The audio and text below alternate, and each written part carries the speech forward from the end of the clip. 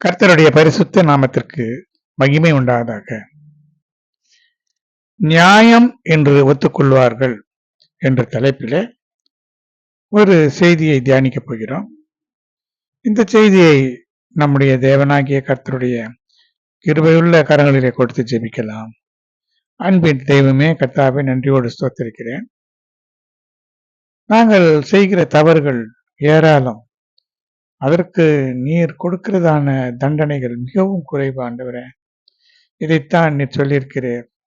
இந்த தண்டனை குறைவான தண்டனை தான், அது நியாயம்தான் என்று ஜனங்கள் ஒத்துக்கொள்வார்கள் என்று எவ்வளவு அழகாக எங்களை பற்றி நீர் அறிந்திருக்கிறீர், சொல்லியிருக்கிறீர்.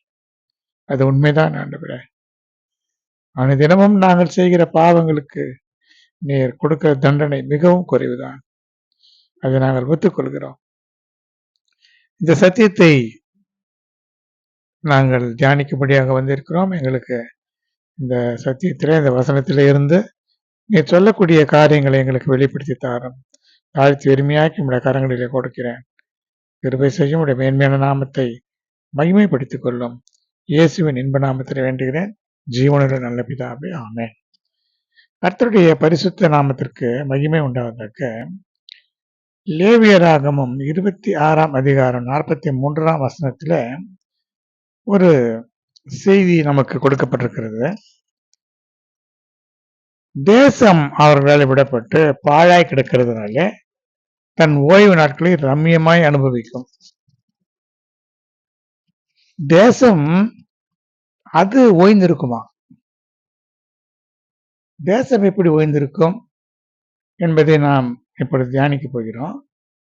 மனிதனுக்கு ஓய்வு நாள் என்று தேவன் கட்டளையிட்டிருக்கிறார். ஆனால் மனிதன் தேவனுடைய கட்டளைகளை பின்பற்றாமல் தன் மனம் போன போக்கிலே வாழ்ந்து தேவனை அவமதித்து அவருடைய கட்டளைகளை எல்லாம் மறந்து நடக்கும் பொழுது தேசம் தன்னுடைய கடமையை செய்யாது, அது ஓய்ந்திருக்கும். தேசத்தினுடைய கடமைகள் என்னவென்பதை நாம் இப்பொழுது பார்க்க போகிறோம். அது எதையுமே செய்யாதபடிக்கு மனிதர்கள் செய்த பாவம் தேவனுடைய ஆசீர்வாதத்தை தேசமாக இருக்கக்கூடியதான இந்த பூமி செய்யாமல் போகும். அதனால இது ஓய்ந்திருக்கும். இதற்கு காரணம் அந்த வசனத்தின் பிற்பகுதியில் சொல்லப்பட்டிருக்கிறது. அவர்கள் என் நியாயங்களை அவமதித்து அவர்களுடைய ஆத்மா என் கட்டளைகளை வெறுத்தபடியினால் அடைந்த தங்களுடைய அக்கிரமத்தின் தண்டனையை நியாயம் என்று ஒத்துக்கொள்வார்களாம்.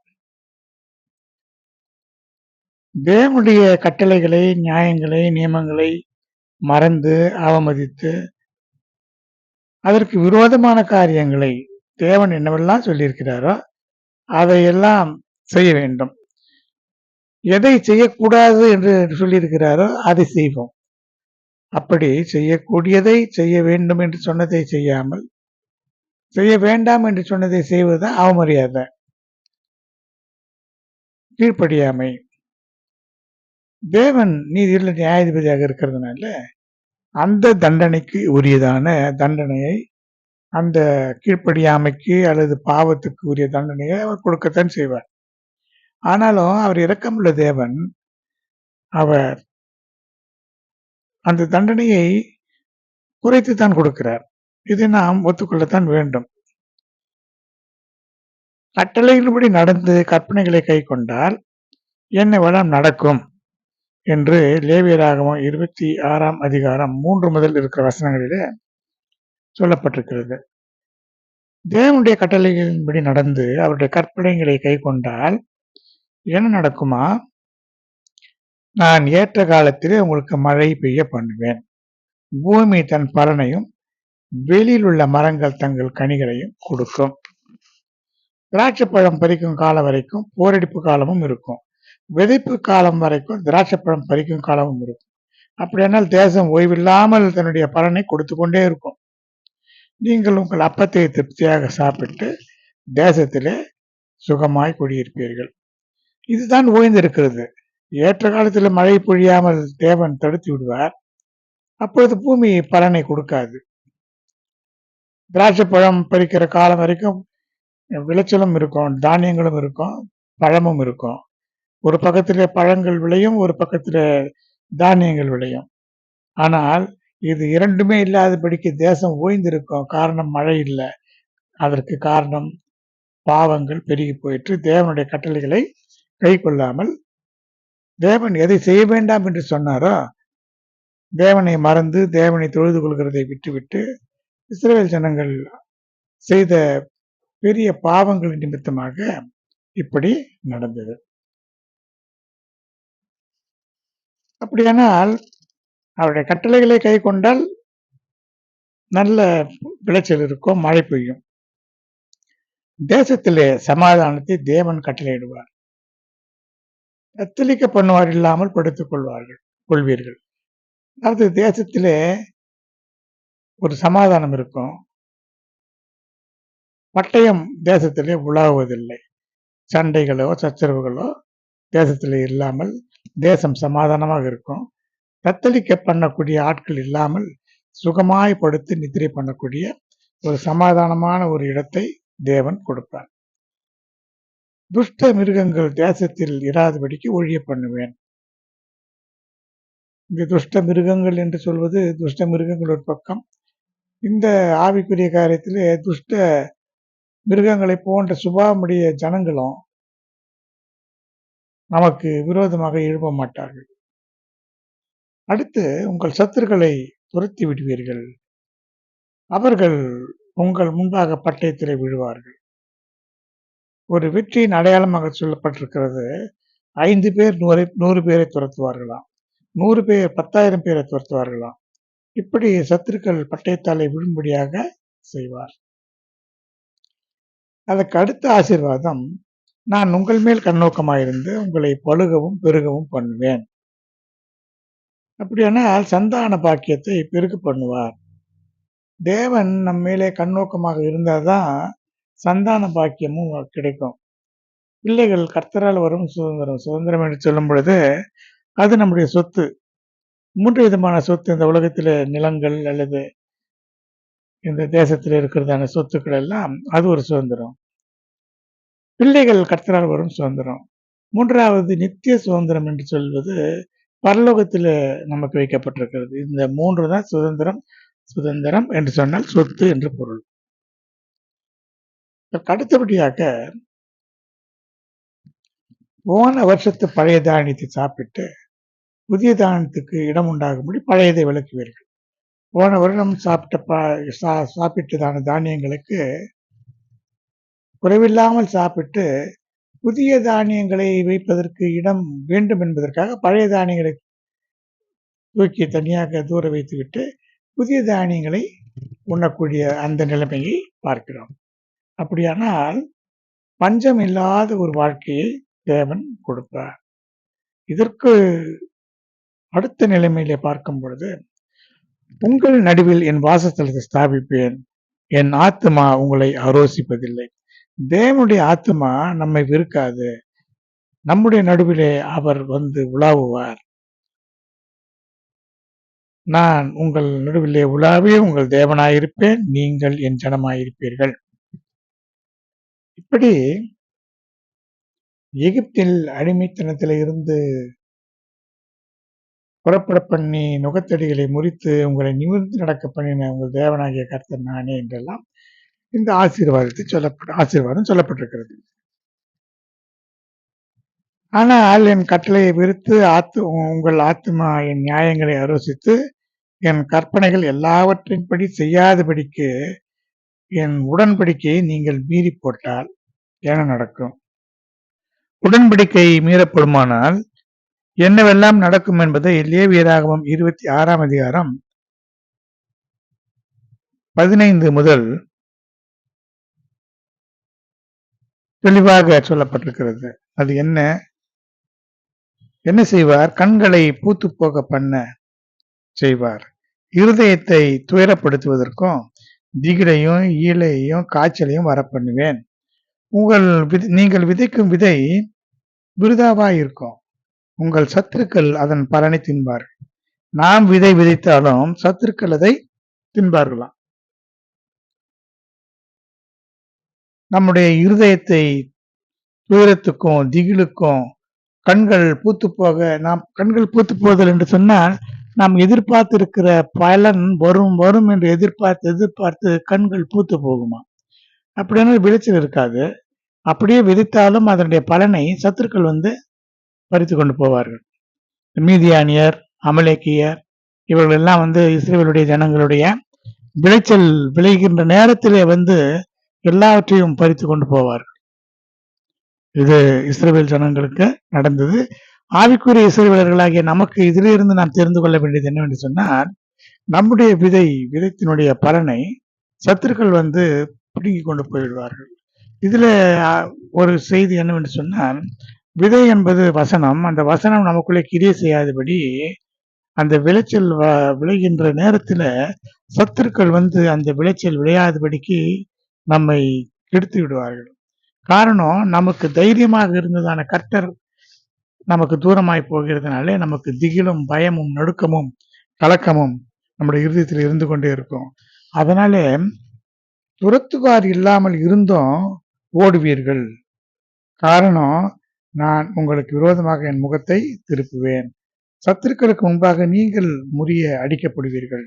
உங்கள் பகைஞர் உங்களை ஆளுவார்கள் என்று சொல்லப்பட்டிருக்கிறது. பகைவர்களை எல்லாம் துரத்தி அடித்த இஸ்ரேல் ஜனங்கள் இப்போது என்ன நடந்தது? பகைவர்கள் இஸ்ரேல் ஜனங்களை துரத்த முடியாது. துரத்தக்கூட வேண்டாம். துரத்துவார் இல்லாமல் பயந்து ஓடக்கூடிய ஒரு திகிலையும் பயத்தையும் ஜனங்களுக்குள்ளே கொண்டு வர பண்ணுவார். காரணம், தேவன் இல்லை. தேவன் நம்மோடு கூட இருந்தால் எல்லாவற்றையும் செய்யலாம். தாவீது சொல்லுகிறார், என் தேவனாலே ஒரு மதிலை தாண்டுவேன், என் தேவனாலே எல்லாம் கூடும். எல்லாம் தேவன் இருந்தால் நம்மால எல்லாம் செய்ய முடியும். தேவன் இல்லாவிட்டால் நம்மால ஒன்று செய்ய முடியவே முடியாது. உங்களால் ஒன்று செய்யக்கூடாது, என்னை எல்லாமல் உங்களால் ஒன்று செய்யக்கூடாது என்று வேதம் சொல்கிறது. நம்முடைய சுய பலத்தினால ஒன்றுமே செய்ய முடியாது. பிரியமானவர்களே, நம்முடைய வாழ்க்கையை சிந்தித்து பாருங்க. நாம் இப்பொழுது இருக்கிற நிலைமைக்கும் நம் வாழ்வினுடைய துவக்கத்தில் எப்படி இருந்தோம், இப்பொழுது எப்படி இருக்கிறோம் என்று நிதானித்து பார்க்கும் பொழுது, ஒன்றுமே இல்லாத துவக்கம் இன்றைக்கு பழுகி பெருகி நாம் இருக்கிறோம் என்று சொன்னால் தேவன் நம்மோடு கூட இருந்ததுனாலதான். தேவன் இல்லாத ஒரு வாழ்க்கை அது வாழ்க்கையே இல்லை. இதை நாம் நன்றாக புரிந்து கொள்ள வேண்டும். அடுத்து, தேவன் நீதி உள்ளவர், இரக்கமுள்ளவர். அதே நேரத்தில் கொஞ்சம் நாம் திருந்துவோமா என்று பார்க்கிறவர். அதனால கொஞ்சம் பார்ப்பார். இவ்விதமாய் நான் உங்களுக்கு செய்தோம், நீங்கள் இன்னும் எனக்கு செவிக்கூடாது இருந்தால் உங்கள் பாவங்களின் நிமித்தம் பின்னும் 7 எத்தனையாக உங்களை தண்டிப்பேன். லேவியராகமம் 26:18. இப்படி செய்தால் நாம் என்ன செய்ய வேண்டும்? நாம் செய்கிற தவறுக்குத்தான் இது தண்டனையாக இருக்கிறது. எனவே நாம் திரும்பி தேவனிடத்தில் திரும்பி வர வேண்டும். அவர் விருப்பமில்லாத காரியங்களை நாம் செய்யக்கூடாது என்று நாம் நம்மை திருத்திக் கொள்ள வேண்டும். ஒருவேளை இருதயம் கடினமாகி நாம் திருந்தாவிட்டால் இப்பொழுது செய்ததை காட்டிலும் 7 மடங்கு செய்வாராம். 1 மடங்கே தாங்க முடியாது. தேவனுக்கு விரோதமாக தேவனை எதிர்த்து நாம் வாழ முடியுமா? அவர் கொடுக்கிற தண்டனை கொஞ்சமாக கொடுப்பார். உடனே நாம் தெரிந்து கொள்ள வேண்டும், இது தேவ தண்டனை, நாம் திருந்த வேண்டும் என்று சொல்லி நாம் விட்டு விலகிவிட வேண்டும். இல்லாவிட்டால் 7 மடங்கு பலன் கிடைக்கும். ஏனென்றால் அவர் கொஞ்சமாகத்தான் கொடுப்பார். தண்டனை நாம் செய்த பாவத்துக்குரிய தண்டனை அல்ல, அதை காட்டிலும் குறைவுதான். ஆனால் நாம் அதை உணர்ந்து கொண்டு தேவனிடத்தில் திரும்ப வேண்டும். அடுத்து என்ன செய்வார்? நம்முடைய சுய பலம், சுய வல்லமை, இதனாலே ஏற்படக்கூடிய பெருமைகள் எல்லாம் முறித்து வானத்தை இரும்பை போல பூமியை வெண்கலத்தை போல ஆக்குவேன் என்று சொல்கிறார். நாம் என்ன நினைக்கிறோம்? எல்லாம் நம்முடைய பலனாலே விளைகிறது, நம்முடைய ஞானத்தினாலே திறமையினாலே நாம் இதையெல்லாம் சம்பாதித்தோம், நான் என்னுடைய கைபலனாலே இதையெல்லாம் சம்பாதித்தேன் என்று சொல்லக்கூடாதான். நம்முடைய கைபலனாலே நாம் எதையும் சம்பாதிக்கவில்லை. சம்பாதிக்கிற பலனை கொடுக்கிறவர் கர்த்தர் தான். இது நாம் நன்றாக உணர்ந்து கொள்ள வேண்டும். அப்படி நாம் பெருமை பாராட்டினால் வானத்தை இரும்பை போல் ஆக்கினால் என்ன அர்த்தம்? மழை பொழியாது. பூமி வெண்கலத்தை போல உறுதியாய் மாறி போகும், விளைச்சலே இருக்காது. தேசம் தன் பலனை கொடுக்காது, மரங்கள் கனியை கொடுக்காது, நம்முடைய பலனெல்லாம் விருதாவாக செலவழியும். மறுபடியும் இன்னும் கூட அதற்கு பிறகும் செவி கொடுக்க மனதில்லாமல் எதிர்த்து நடந்தால் பாவங்களுக்கு தக்கதாக 7 அத்தனையான பாதையை வரப்பண்ணுவேன். அவருடைய கட்டளைகளை கேட்டு நடக்கும் பொழுது துஷ்ட மிருகங்கள் வராது. ஆனால் இப்பொழுது பாருங்க, துஷ்ட மிருகங்கள் வரும், உங்களை பிள்ளையற்றவர்களாக்கி விடுவேன், உங்கள் மிருக ஜீவன்களை அழிப்பேன், குறைந்து போக பண்ணுவேன், உங்கள் வழிகள் எல்லாம் பாழாய் கிடக்கும் என்றெல்லாம் சொல்லப்பட்டிருக்கிறது. பட்டயம் வரும், கொள்ளை நோய் வரும், சத்ருவின் கையிலே ஒப்பு கொடுக்கப்படுவீர்கள், உங்கள் அப்பம் என்ற ஆதரவுகளை முறித்து போடுவேன். இப்படியெல்லாம் இந்த 7 அத்தனையான தண்டனை, ஜாதிகளுக்குள்ளே உங்களை சிதறடிப்பேன், பட்டயத்தை உருவுவேன், உங்கள் தேசம் பாழாக பட்டணங்கள் எல்லாம் வனாந்திரமாக போகும் என்றுதான் இதில் சொல்லப்பட்டிருக்கிறது. இப்படி தேசமானது பாழாய் கிடக்கிற நாளெல்லாம் தன்னுடைய ஓய்வு நாட்களை ரம்மியமாய் அது அனுபவிக்கும். தேசம் ஓய்வடைந்து தன் ஓய்வு நாட்களை ரம்மியமாக அனுபவிக்கும் என்று சொல்லப்பட்டிருக்கிறது. அடுத்து, சத்துருக்களினாலே நம்முடைய மனம் தளர்ச்சி அடையுமா?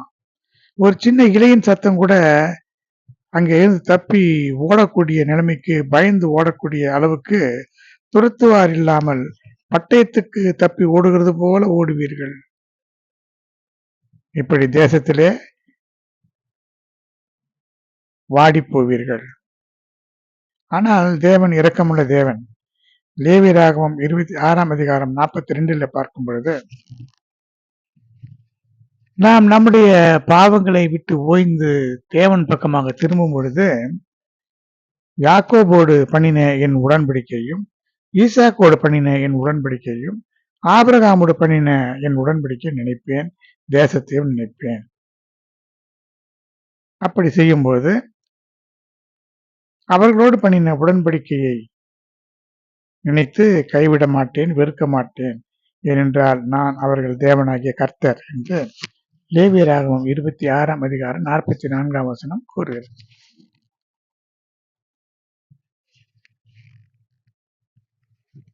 இப்படி கர்த்தர் நமக்கு செய்கிறதான அல்லது கொடுக்கிறதான தண்டனை என்பது மிகவும் குறைவுதான். நாம் இதை நிதானித்து பார்க்க வேண்டும், யோசித்து பார்க்க வேண்டும். ஏதாவது ஒரு கஷ்டம், துன்பம் வரும் பொழுது உடனடியாக தேவனை நிந்திக்கிறோம், தூஷிக்கிறோம். மல்கியா புத்தகத்தில் எழுதப்பட்டிருக்கிறது, நீங்கள் எனக்கு விரோதமாய் பேசின பேச்சு கடினமாய் இருக்கிறது, துன்மார்க்கர் நன்றாக சுகித்திருக்கிறார்கள், நமக்குத்தானே துன்பம் வருகிறது என்றெல்லாம் நாம் பேசுகிறோம். அதை கர்த்தர் கேட்கிறார், அவர் மிகவும் துக்கப்படுகிறார். துன்மார்க்கருக்கு ஒருவேளை நல்லது போல நடக்கலாம், நமக்கு தண்டனைகள் கிடைக்கலாம், ஆனால் நீதிமானுக்கு பூமியிலே சரி கட்டப்படும்.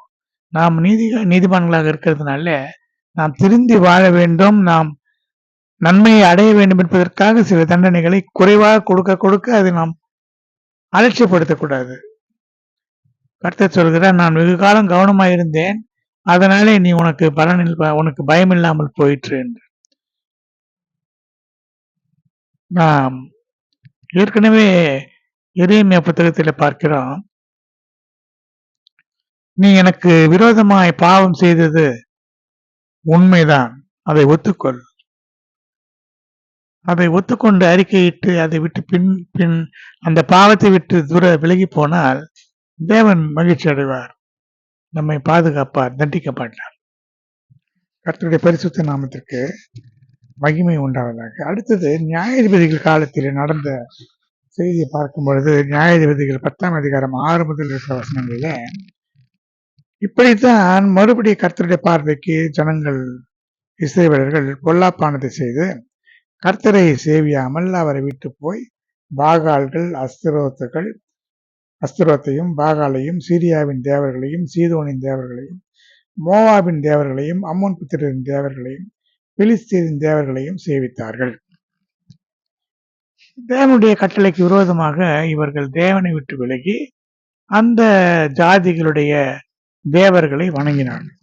அப்பொழுது கர்த்தர் அவர்கள் மேலே கோபம் கொண்டு பெலிஸ்தர் கையிலும் அம்மோன் புத்திரர் கையிலும் விற்று போட்டார். எப்பொழுதுமே தேவனுடைய நியாய தீர்ப்பு எப்படி என்றால், எந்த ஜாதியாரோடு சேர்ந்து இவர்கள் தேவனுக்கு விரோதமான பாவம் செய்கிறார்களோ அவர்களிடத்திலே விற்று போட்டு இஸ்ரவேல் ஜனங்களை அவர்களுக்கு அடிமையாக விற்று போடுவார். எந்த ஜாதிகள் இஸ்ரவேலருக்கு அடிமைகளாக இருந்தனவோ அந்த ஜாதிகளுக்கு இஸ்ரவேல் புத்திரர் அடிமையாகும்படியாக செய்து விடுவார். இதுதான் தேவனுடைய நியாய தீர்ப்பின் ஒரு ஒழுக்கம். அப்பொழுது ஒரு 18 வருஷம் எமோரியரின் தேசத்திலே இஸ்ரவேல் புத்திரர் எல்லாம் ஒடுக்கப்பட்டார்கள். அம்மோன் புத்திரர் யூதாவின் மேலும் பென்யமீன் மேலும் எப்ராயிம் குடும்பத்தார் மேலும் யுத்தம் பண்ண யோர்தானை கடந்து வந்து அவர்களை மிகவும் நெருக்கினார்கள். அப்பொழுதுதான் இஸ்ரேல் புத்திரர் என்ன செய்தார்கள்? உமக்கு விரோதமாக பாவம் செய்தோம், எங்கள் தேவனை விட்டு பாகால்களை சேவித்தோம் என்று சொன்னார்கள். அப்படியே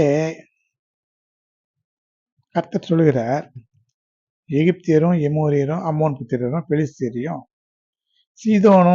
சீதோனியரும் அமலேக்கியரும் மாகோனியரும் உங்களை ஒடுக்கும் சமயங்களில் நீங்கள் என்னை நோக்கி முறையிட்ட பொழுது நான் உங்களை அவர்கள் கைக்கு நீங்களாக்கி ரட்சிக்கவில்லையா? நீங்கள் போய் உங்களுக்காக தெரிந்து கொண்ட தேவர்களை நோக்கி முறையிடுங்கள், அவைகள் உங்கள் ஆபத்து காலத்துல உங்களை ரட்சிக்கட்டும் என்று சொன்னார். ஏன் அப்படி சொன்னார் என்று சொன்னா, ஏற்கனவே தேவனுடைய சுபாவம் என்னவென்று சொன்னால் அவர் மறக்கிறவர், மன்னிக்கிறவர். ஒரு பாவத்தை செய்யும் பொழுது அதை மன்னிக்கிறது மாத்திரம் பெரிதல்ல, அதை மறுபடியும் மறந்து விட வேண்டும். நமக்கு இந்த சுபாவம் வேண்டும்.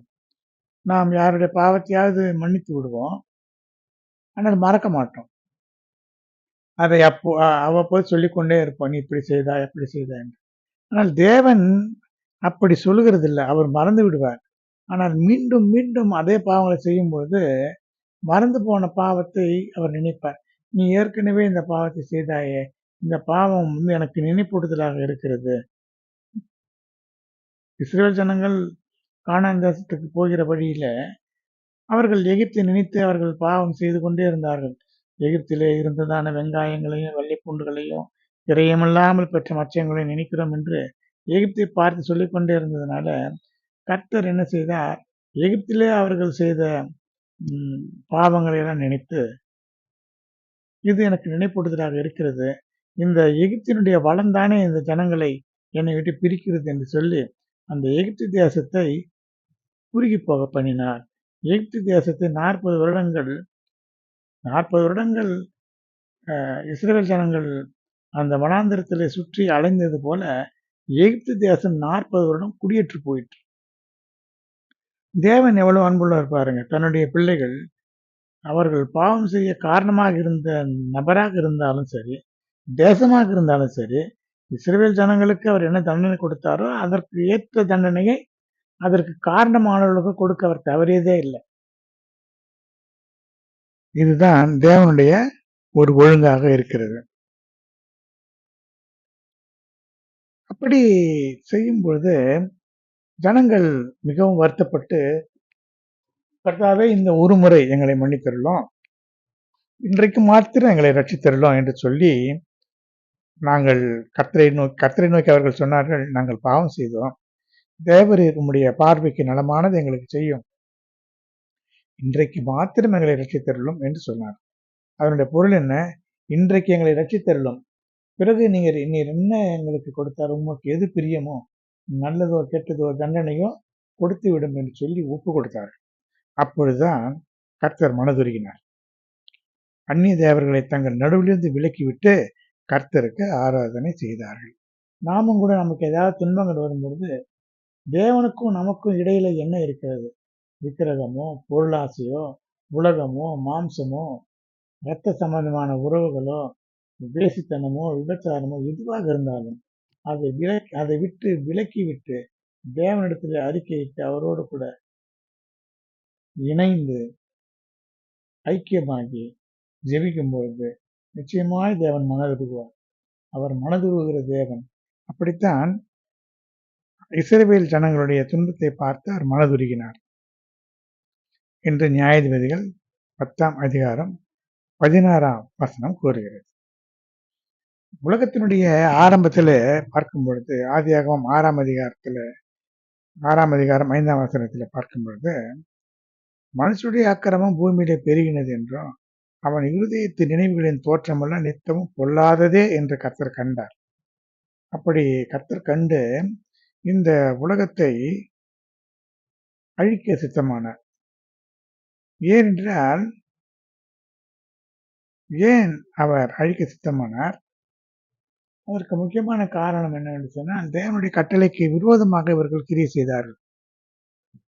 அங்கு மனுஷ புத்திரர் தேவ புத்திரர் என்று 2 பிரிவுகள் இருந்தது. ஆதாமின் புத்திரர் தேவ புத்திரர். தேவனுடைய வசனங்களை ஏற்று அதன்படி நடக்கிறவர்கள் தேவ புத்திரர். இது யோவான் எழுதின சுவிசேஷத்திலே கர்த்தராகிய இயேசு கிறிஸ்து தெளிவாக சொல்லியிருக்கிறார். தேவனுடைய வசனங்களை ஏற்றுக்கொண்டவர்கள் தேவனுடைய புத்திரர் என்று அவர் தெளிவாக சொல்லியிருக்கிறார். ஆதாமும் அவருடைய புத்திரர்களும் ஒரு பக்கத்திலே ஏதேன் தோட்டத்துக்கு புறம்பாக ஒரு பக்கத்தில் இருந்தார்கள். ஆனால் காயின், ஆதாமுடைய ஒரு குமாரன் காயின், அவன் சபிக்கப்பட்டு போனான். கொலைபாதக ஆவியானுக்குள்ளே இருந்ததுனால அவன் வேறு இடத்திலே போய் குடியிருந்தான். அந்த ஜனங்கள் சாதாரண மனித புத்திரர்கள். அவர்கள் தேவனுடைய வசனங்களை ஏற்றுக்கொள்ளவில்லை. இவர்கள் இருவரும் இணைந்தா அந்த சந்ததி மிகுந்த கெடுதல் உண்டான சந்ததியாக போகும். அது மாத்திரமல்ல, அப்பொழுது பலவிதமான பாவங்கள் பெருக துவங்கிவிட்டது. ஒரு பக்கத்திலே தேவனை வணங்குகிறவர்கள் இருந்தாலும் கூட இன்னொரு பக்கத்திலே தேவனுக்கு விரோதமான காரியங்கள் ஏகமாய் போயிற்று. அதை நாம் பார்க்கலாம். இப்பொழுது மனுஷனுடைய நினைவுகள் சிறு வயது முதலே பொல்லாததாக இருக்கிறது. இப்பொழுது அவன் அந்த நாளே ஏற்படக்கூடிய சந்ததி மீண்டும் பூமியை கெடுத்துவிடும். அது பூமியில ரத்தப்பழியை ஏற்படுத்தி பூமிக்கு சாபத்தை ஏற்படுத்திவிடும். நல்ல விளைச்சல் இருக்காது, மழை இருக்காது. இதனால பூமியை அவர் அழித்தார். ஆனாலும் அவர் என்ன செய்தார்? இனி ஒரு தனக்குள்ளாகவே பேசினார். என்ன பேசினார்? இனி நான் மனுஷன் நிமித்தம் பூமியை சபிப்பதில்லை. மனுஷனுக்காகத்தான் ஆதாம் செய்த பாவத்தினாலே பூமியை சபித்தார். இனி மனுஷனுக்காக பூமியை சபிக்க மாட்டேன். என்றால் தேவன் நீதியுள்ள நியாயாதிபதி. எந்த தவறாக இருந்தாலும் அந்த தவறுக்கு தண்டனை ஒரே ஒரு முறைதான். ஏற்கனவே சபித்து விட்டாகிவிட்டது. பூமியை சபித்தார். அதனால காயினை சபிக்கும் போது மீண்டும் பூமியை சபிக்காம இந்த பூமியிலே நீ சபிக்கப்பட்டிருப்பாய் என்று சொன்னார். எவ்வளவு நீதி நியாயமுள்ள தேவன், இரக்கமுள்ள தேவன் பாருங்க. காரணம் சொல்கிற சின்ன வயதிலிருந்து அவன் அப்படித்தான். மனுஷனுடைய இருதயத்தின் நினைவுகள் அவன் சிறு வயது தொடங்கி பொல்லாதாக இருக்கிறது. நான் இப்போது செய்தது போல இனி சகல ஜீவன்களை சங்கரிக்கிறது இல்லை என்று சொல்லி அப்பொழுது அந்த உடன்படிக்கை ஒன்று செய்தார். வானத்திலே மேகத்திலே ஒரு வில் தோன்றும். அப்படி தோன்றும் பொழுது சகல விதமான மாம்ச ஜீவன்களுக்கு உண்டான நித்திய உடன்படிக்கை நினைவு கூர்ந்து நான் பூமியை முழுவதுமாக சங்கரிக்காமல் விட்டுவிடுவேன் என்று சொன்னார். இப்படி உடன்படிக்கையை நினைக்கிற தேவன் அவர் நமக்கு கொடுக்கிறதான தண்டனை மிக குறைவான தண்டனையாகத்தான் இருக்கிறது. அடுத்தது, தேவன் அவர்கள் பெரும்பூச்சை கேட்டு ஆபிரகாமோடும் ஈசாக்கோடும் யாக்கோபோடும் செய்த உடன்படிக்கை நினைவு கூர்ந்தார். யாத்திராகமம் 2ஆம் அதிகாரத்தில் இஸ்ரவேல் ஜனங்கள் எகிப்திலே அடிமைத்தனத்தில் இருந்தார்கள். அப்பொழுது அவர்கள் தேவனை நோக்கி முறையிட்டார்கள், கூக்குரலிட்டார்கள். அப்பொழுது அவர் அந்த உடன்படிக்கை நினைவு கூர்ந்தார். ஆபிரகாம், ஈசாக்கு, யாக்கோபு போன்றவர்களோடு செய்த அந்த உடன்படிக்கை நினைவு கூர்ந்து ஜனங்களை விடுவிக்கும்படியாக தன்னுடைய தாசனாக இருந்ததான மோசேயை அனுப்பினார். அடுத்து வனாந்திரத்திலே இஸ்ரவேல் ஜனங்கள் தவறு செய்வார்கள். மோசே அவர்களுக்காக வேண்டிக் கொள்வான். தேவன் மிகுந்த இரக்கமுள்ளவராக இருக்கிறதுனால மன்னித்து கொண்டே இருந்தார். அப்பொழுதுதான் என்னாகும் 14ஆம் அதிகாரம் 19ஆம் வசனத்துல மோசே சொல்லுகிறான், உமது கிருபையினுடைய மகத்துவத்தின்படியே எகிப்தை விட்டது முதல் இந்நாள் வரைக்கும் இந்த ஜனங்களுக்கு மன்னித்து வந்ததின்படியே இந்த ஜனங்களின் அக்கிரமத்தை மன்னித்தருளும் என்று சொல்கிறார். எகிப்தில இருந்து புறப்பட்ட நாள் முதல் முறுமுறுத்தார்கள், தேவனுக்கு விரோதமாக, மோசேக்கு விரோதமாக பேசினார்கள். தேவன் கோபப்பட்டார். ஆனாலும் மோசே திறப்பின் வாயிலே நின்று ஜனங்களுக்காக வேண்டிக் கொண்டான். அன்றைக்கு நீர் எப்படி மன்னித்தீரோ தொடர்ந்து மன்னித்து கொண்டே இரும் ஆண்டவரே என்று கெஞ்சினான். அவருடைய மனதை நன்றாக புரிந்தவன். அதனாலே அவர் இரக்கமுள்ள தேவன், கிருபையுள்ள தேவன் என்று நினைத்து அவர் செய்கிறதான அந்த தண்டனைகள் மிக குறைவு. அவ்வளவு பெரிய பாவங்களை ஜனங்கள் செய்தார். இன்றைக்கும் கூட நாம் செய்கிற பாவங்களுக்குரிய தண்டனை நமக்கு கிடைக்கிறதில்லை. காரணம், அவர் கிருபையாய் மன்னிக்கிறார்.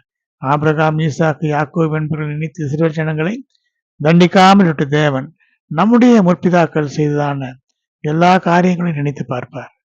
பிதாக்களுடைய அக்கிரமத்தை பிள்ளைகளிடத்திலே 3ஆம் 4ஆம் தலைமுறை மட்டும் விசாரிக்கிற தேவனாக இருக்கிற அவர் அதே நேரத்தில் 1000 தலைமுறைக்கு இரக்கம் செய்கிற தேவனாகவும் இருக்கிறார். தண்டனை 4 தலைமுறை தான், ஆனால் இரக்கம் 1000 தலைமுறையாம். அப்படியானால் தேவன் எவ்வளவு இரக்கமுள்ளவர் என்பதை நாம் நன்றாக நிதானித்துக் கொள்ளலாம். அப்படித்தான் ஜனங்களுக்கு மன்னித்தருளும் மன்னித்தருளும் என்று சொல்லும் போது தேவன் மன்னித்து கொண்டே இருந்தார். கர்த்தர் சொன்னார், உன் வார்த்தையின்படியே நான் மன்னித்தேன்.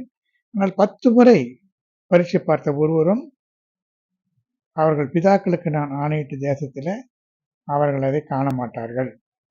இந்த வனாந்திரத்திலே அப்படி முறுமுறுத்தவர்கள் 20 வயது முதல் அதற்கு மேற்பட்டவர்கள் எனக்கு விரோதமாக முறுமுறுத்தவர்கள் எல்லாம் இந்த வனாந்திரத்தில் விழுவார்கள். ஆனா அவர்கள் சொன்னார்களே, கொள்ளையாவார்கள், எங்களுடைய மனைவிகள் பிள்ளைகள் எல்லாம் கொள்ளையாவார்கள் என்று சொன்னார்கள்.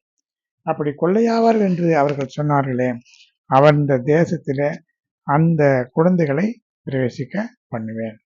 நீங்கள் அசட்டை பண்ணின தேசத்தை அவர்கள் கண்டறிவார்கள் என்றால், அந்த குழந்தைகள் சின்ன சின்ன குழந்தைகள், அவர்களுக்கு தெரியாது, அறியாத பிள்ளைகளாக அவர்கள் இருந்ததினால தேவன் அவர்களை மன்னித்தார். இல்லை என்றால் இஸ்ரவேல் தேசத்திலே புருஷர் மாத்திரம் 6 லட்சம் பேர். அந்த 6 லட்சம் பேரும் அதுல யோசுவாவும் காலேபும் தவிர புறப்பட்டவர்கள் எல்லாரும் செத்து போனார். ஆனால் வழியிலே அவர்களுக்கு இந்த 40 வருடங்களிலே வழியிலே பிறந்த பிள்ளைகள் மாத்திரம்தான் வனாந்தரத்துக்குள்ள அந்த வனாந்தரத்திலிருந்து கானானுக்குள்ள பிரவேசித்தார்கள். இது எவ்வளவு தண்டனையாக இருந்தாலும் அது குறைந்த தண்டனையாகத்தான் இருந்தது. இப்படி ஆகாப், யேசபேல் என்கிறவருடைய அந்த வாழ்க்கை முறை நமக்கு தெரியும். அவர்கள் செய்த பாவங்களை பார்த்தா மிகப்பெரிதான பாவம். ஆனால் அவர்களுக்கு கிடைத்த தண்டனை என்பது அவர்கள் செய்த பாவத்துக்கு இணையான பாவம் தண்டனை அல்ல. ஆகாபை எடுத்துக்கொள்ளுங்க. ஆகாப் ஒரு இஸ்ரவேல் ராஜாவாக இருந்தும் அவன் யேசபேலை விவாகம் செய்தது ஒரு பெரிய பாவம். அதாவது அது விக்கிரக ஆராதனை என்ற பாவத்தை காட்டிலும் அதிகமான பாவம் என்று சொல்லப்பட்டிருக்கிறது. எரேபியாம் கன்றுக்குட்டிகளை செய்து வணங்கி வந்த அந்த பாவத்தை விட இது குறைவுதான் என்று சொல்லும்படியாக யேசபேலை திருமணம் செய்து கொண்டான். யேசபேல் என்று சொல்லும் பொழுது சீதோனியரின் ராஜாவாகிய அந்த சீதோனின் ராஜாவுடைய குமாரத்தி, அவளை திருமணம் செய்து கொண்டு அவள் இங்கே வந்து என்ன செய்தார், இஸ்ரேல் ஜனங்களை எல்லாரையும் பாகால் வணக்கத்தை செய்யும்படியாக ஏறக்குறைய 400 பாகால் தீர்க்கதரிசிகள் இவருடைய பந்தியில இருப்பார்கள். தேவன் தான் மழையை கொடுத்தாலும் இந்த பாகால் தான் மழையை கொடுக்கிறான்னு சொல்லி அங்கங்கே பாகாலுக்கு சிலை வைத்தது, பாகாலுடைய விக்கிரக தோப்புகளை ஏற்படுத்துகிறது, பலி செலுத்துகிறது, அதை அந்த பாகால் தீர்க்கதரிசிகளை தன்னோடு கூட வைத்துக் கொள்வது, இப்படியெல்லாம் தேசத்தை அவர் கெடுத்து கொண்டிருந்தார். ஆனால் தேவன் மழையை கொடுக்கிறார், இஸ்ரேல் ஜனங்களுக்காக கொடுத்தார். ஆனால் அது பாகால் தான் கொடுக்கிறார் என்று சொல்லி பாகாலுக்கு பலியிட்டார். கர்த்தருடைய தீர்க்கதரிசிகளை எல்லாம் 400 பேரை யேசபேல் வெட்டி போட்டார். ஆனால் எலியா வந்து பாகால் அல்ல, தேவனே இந்த மழைக்கு காரணம் என்று சொல்லி நிரூபித்தான். அது நாம் அறிந்திருக்கிறோம். அது மட்டுமல்ல, பாகாலின் தீர்க்கதரிசிகளை எல்லாம் கொன்று போட்டான். எலியாவை கொல்லும்படியாக அவன் முற்பட்ட போது அவன் தப்பித்து போனான். ஆகாப் நாபோத் என்ற ஒரு சாதாரண மனிதனுடைய திராட்சை தோட்டத்தை அபகரித்துக் கொள்ளும்படியாக அவன் மீது பொய்க்குற்றம் சாட்டி யேசபேலும் அதற்கு உடந்தையாக இருந்து அவனை கொன்று போட்டு அந்த திராட்சை தோட்டத்தை எடுத்துக்கொண்டார். கர்த்தர் இது மிக துக்கப்பட்டு ஆகாபை தண்டிக்க வேண்டும் என்று சொல்லி திட்டமிட்டார். அப்பொழுது ஆகாபுடைய வம்சத்துக்கும் தண்டனை கொடுத்தார். அவர்களுடைய மாம்சத்தை பட்சிகள் தின்னோம் என்றெல்லாம் சொல்லி அவர்களுக்கு தண்டனை கொடுத்து விட்டார். ஆகாபுக்கு என்ன சொன்னார், நாபோத்தினுடைய ரத்தத்தை நாய்கள் நக்கின அதே இடத்துல உன்னுடைய ரத்தத்தையும் நாய்கள் நக்கும் என்று சொன்னார். அதே போல யேசபேலுடைய மாம்சத்தையும் நாய்கள் தின்னும் என்று சொன்னார். ஆனால் இவர்கள் செய்த பாவத்துக்கு என்று பார்க்கும் பொழுது இது மிக குறைந்த தண்டனை தான். ஆகாப் என்று என்ன செய்தான், யுத்தத்துக்கு போனா எவ்வளவோ கல் எறிந்து நாபத்தை கொன்றார்கள் வலி வேதனைப்படும்படியாக. ஆனால் அவனுக்கு தண்டனை எப்படி தெரியுமா, ஒரு சின்ன ஒரு அம்பு குறி பார்க்காமல் எங்கேயோ சேர்த்து பார்த்து அடித்ததான அந்த அம்பு அவன் மேல் பட்டது. அப்படியே அவன் செத்து போனான். கர்த்தர் சொன்னது போல நாய்கள் அவனுடைய ரத்தத்தை நக்கிற்று. யேசபேலும் கூட பார்த்தால் அவள் மாடியில இருந்து கீழே தள்ளப்பட்ட உடனே ரொம்ப லகுவாக மரித்து போனார். அதற்கு பிறகு அவருடைய உடலை நாய்கள் தின்றன, அது வேறு. ஆனால் எத்தனை தீர்க்கதரிசிகளை துடிக்க துடிக்க அவர் கொன்று போட்டார். இந்த அடிப்படையில பார்த்தால் இந்த தண்டனை குறைவுதான். அதே நேரத்தில் இன்னும் ஒரு செய்தியை சொல்லலாம். இந்த தண்டனையை அவன் அறிந்து கொண்ட பொழுது உடனடியாக அவன் தன்னை தாழ்த்தி ரெட்டுடுத்தி கர்த்தருக்கு முன்பாக தாழ்மையாக நடந்து கொண்டான். அப்பொழுது கர்த்தர் அதை பார்த்து மிகவும் சந்தோஷப்பட்டார், மனதுருகினார். தீர்க்கதரிசியாகிய எலியாவிடத்தில் சொல்கிறார், ஆகாப் எனக்கு முன்பாக தன்னை தாழ்த்தினதை கண்டாயா? வேதத்தில சில இடங்கள், நெருடலான இடங்கள், கர்த்தரே மகிழ்ந்த சில காரியங்கள் உண்டு. அதிலே இது ஒன்று. உலகத்தை படைத்து 7வது நாள் ஓய்ந்திருந்து அவர் பூரித்தார் என்று பார்க்கிறோம். தன்னுடைய கிரியைகளை எல்லாம் பார்த்து சந்தோஷப்பட்டாராம். அதுபோல ஒரு சில காரியங்களை பார்க்கும் பொழுது, சில காரியங்களை சிலரை பார்த்து, சிலருடைய செய்திகளை, சிலருடைய செய்கைகளை பார்த்து சந்தோஷப்பட்டிருக்கிறார். அதுல முக்கியமானது ஆகாப் தன்னை எனக்கு முன்பாக தாழ்த்தினதை பார்த்தாயா என்று சொல்வார். அப்படியானால் அவன் அவ்வளவு தாழ்த்த மாட்டான். அவ்வளவு கொடூரமான பாவத்தை செய்தவன். அந்த பாவத்தை செய்த அவன் தன்னுடைய பாவத்தை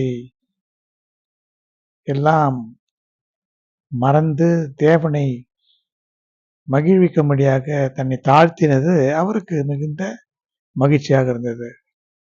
அதே போல நினிவே பட்டணத்தார், நினிவே பட்டணத்தை பார்க்கும் பொழுது ஆடு மாடுகளுக்கு கூட தேவன் மனதிறங்கினார். ஏனென்றால் ஆடு மாடுகளும் அன்றைக்கு எதுவும் சாப்பிடாமல் உபவாசம் பண்ணின. ராஜா அவ்வளவு தன்னை தாழ்த்தி இரட்டுடித்து உட்கார்ந்தான். யாரும் சாப்பிடக்கூடாது, எல்லாரும் உபவாசம் பண்ணுங்க, மனது மனமாறுங்க என்றெல்லாம் சொல்லிவிட்டான். அந்த யோனாவிடத்துல சொல்கிறார், அந்த ஆடு மாடுகளுக்காக கூட பரிதவித்ததை நாம் பார்க்கலாம். உடனே அந்த தண்டனையை அவர் விட்டுவிட்டார், நினிவேயை அழிக்காதபடிக்கு. அப்பொழுது அவர் மனம் மாறினார்.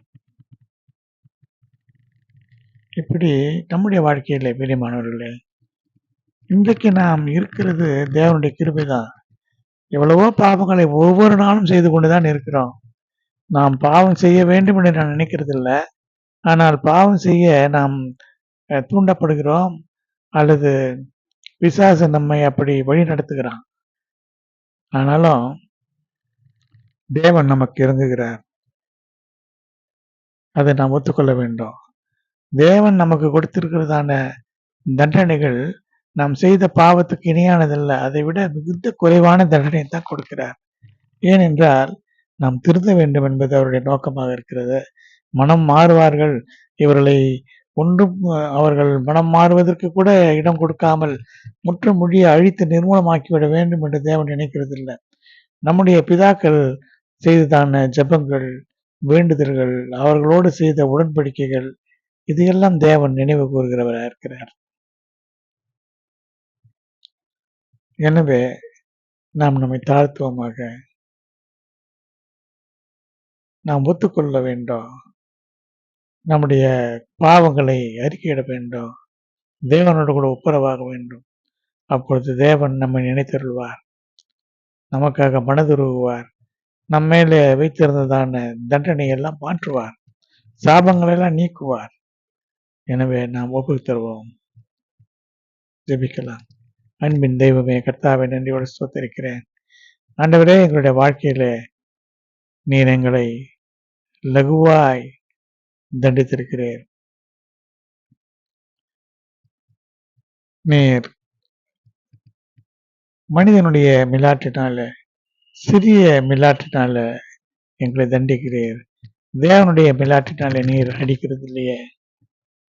நாங்கள் அதற்கு நன்றி உள்ளவர்களாக இருக்கிறோம். ஆண்டவரே, எங்களை தாழ்த்துகிறோம், வெறுமையாக்குகிறோம். நாங்கள் எங்களுடைய பாவங்களை ஒத்துக்கொள்கிறோம். நாங்கள் தொடர்ந்து நம்முடைய சமூகத்திலே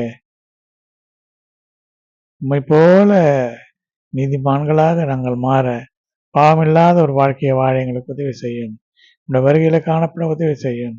இயேசுவின் இன்ப நாமத்தில் வேண்டுகிறேன், ஜீவனுள்ள நல்ல பிதாவே, ஆமென். என் ஆத்மாவே கர்த்தரை ஸ்தோத்திரே, முழு உள்ளமே பரிசுத்த நாமத்தை ஸ்தோத்திரே. என் ஆத்மாவே கர்த்தரை ஸ்தோத்திரே, கர்த்தர் செய்த சகல உபகாரங்கள். ஆமென். ஸ்தோத்திரம், ஸ்தோத்திரம், ஸ்தோத்திரம், ஸ்தோத்திரம், ஸ்தோத்திரம், ஸ்தோத்திரம், ஸ்தோத்திரம்.